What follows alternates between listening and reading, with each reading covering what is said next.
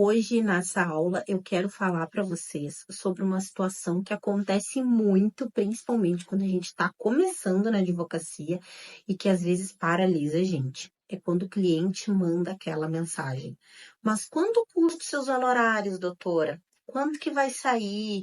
Custa muito caro? Coisas desse tipo. E a gente fica assim, não sabe se passa o preço já de uma vez para não perder o cliente, não sabe o que falar e se vai enrolar demais o cliente vai fugir também, enfim. Bom, primeira coisa que eu sempre digo, respira, porque essa pergunta acontece até comigo hoje em dia e sempre vai acontecer, na verdade, né? Sempre tu vai encontrar pessoas que vão estar muito preocupadas com o preço, né? E não com qualquer outra coisa. Principalmente hoje que a gente tem muitos aplicativos de mensagem, principalmente que hoje tem muito a advocacia permite que a gente faça publicidade, tráfego pago, impulsionamentos. Então, a gente tem muito esse tipo de questionamento. Por ligação, não se tem mais, né? Porque hoje quase nem se liga. Mas a gente ainda tem muito isso, e até o fato de ser por conversa, as pessoas ficam mais à vontade já para de cara te perguntar isso. E como é que tu vai sair disso? Bom, primeiro lugar, tu não pode fugir dessa pergunta, tu não pode ignorar essa pergunta, porque senão ele vai dar 2, 3 conversadas contigo e ele vai voltar de novo te fazendo aquela pergunta. E aí tu vai ficar muitas vezes de saco cheio. Ah, mas de novo quer saber o valor do honorário? Sim, para aquela pessoa o preço é mais importante do que qualquer coisa.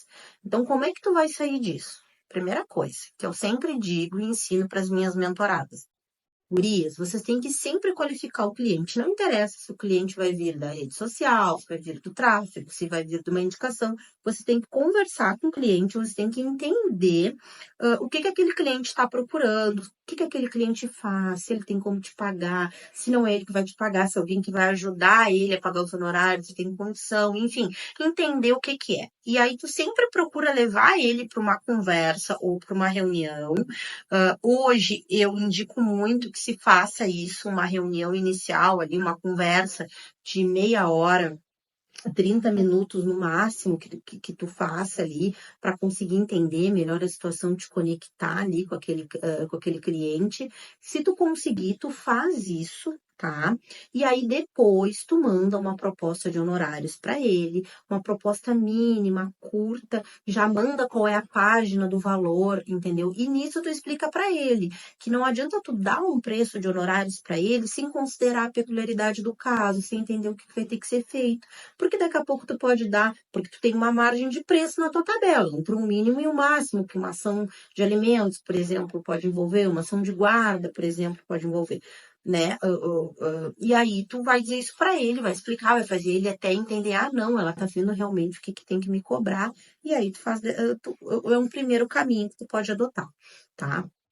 Depois, por exemplo, se é um caso de consulta jurídica, não tem o que fazer, não dá para levar para uma conversa, tu já sentiu que a situação é muito delicada e complicada, ou tem documentos que tu precisa olhar para falar alguma coisa, aí tu vai explicar para o cliente, olha, nesse caso a gente precisa fazer uma consulta jurídica. A minha consulta jurídica, o valor é tanto, se é presencial, se é online, o valor é tanto, e desse valor depois, isso abate nos honorários, isso já fica como uma entrada, né? Fala isso para o cliente e faz, porque isso ajuda ele também, né, a quebrar um pouco a objeção na questão da consulta. Fala que tu vai analisar a documentação, fala que nessa consulta ele vai poder tirar dúvidas, todas as dúvidas que ele quiser, né? Que a consulta realmente já tem um preço que a gente tem que passar.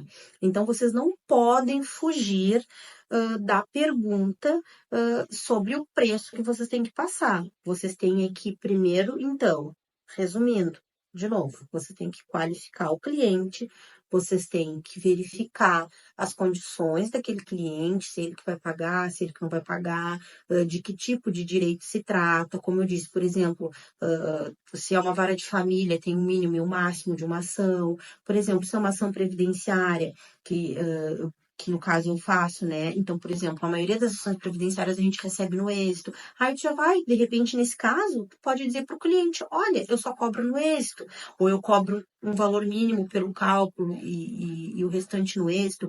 Então, também depende muito da área que tu atua, como tu vai colocar.